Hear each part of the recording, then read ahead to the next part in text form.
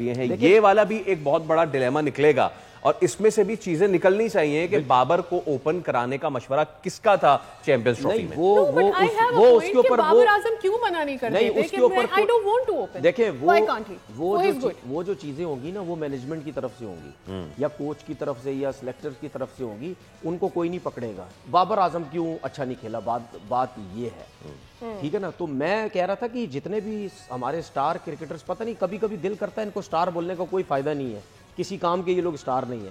ان کو اتنی سمجھ ہونی چاہیے کہ اگر آپ لوگ سارے کہتے ہیں نا بابر کو پرابلم ہو رہی ہے, بابر کو ٹیم سے نکالو, بابر کو یہ کرو, بھائی بابر کے آگے پیچھے کوئی نہیں ہے بابر کے آگے پیچھے کوئی فی الحال.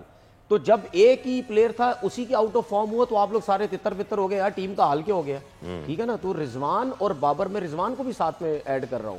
رضوان اور بابر کے بغیر آپ ون ڈے کرکٹ یا ٹیسٹ کرکٹ آپ مجھے لمبے عرصے سے کھیل کے بتا دیں, اور یہ بھی بتا دو یہ دونوں آئیں گے T20 میں واپس, یہ دونوں آئیں گے واپس, کیونکہ جس طریقے سے آپ لے کے چل رہے ہیں نا کرکٹ کو, آپ الٹا یہ سوچیں کہ یار اگر بابر نے اتنے رنز کیے, آپ اس کو بولو کہ تم اپنا گیم چینج کرو, ہم تمہیں لے کے چلنا چاہ رہے, تم گیم چینج کرو. ایسا نہیں ہے کہ یار ایک ہی پلیئر آپ اس کو سائیڈ پہ کر کے بولو کہ جی بس ہماری کرکٹ سیٹ ہو گئی, ٹھیک ہے, اور پھل جڑیاں لا کے ٹیم میں آپ لے آؤ, دو چھکے مارنے والے سارے, وہ بولو جی یہ بابر اعظم. بھائی بابر اعظم نے بھی اتنا عرصہ رنز. سبسکرائب کریں اور بیل دبائیں تاکہ کوئی خبر رہ نہ جائے.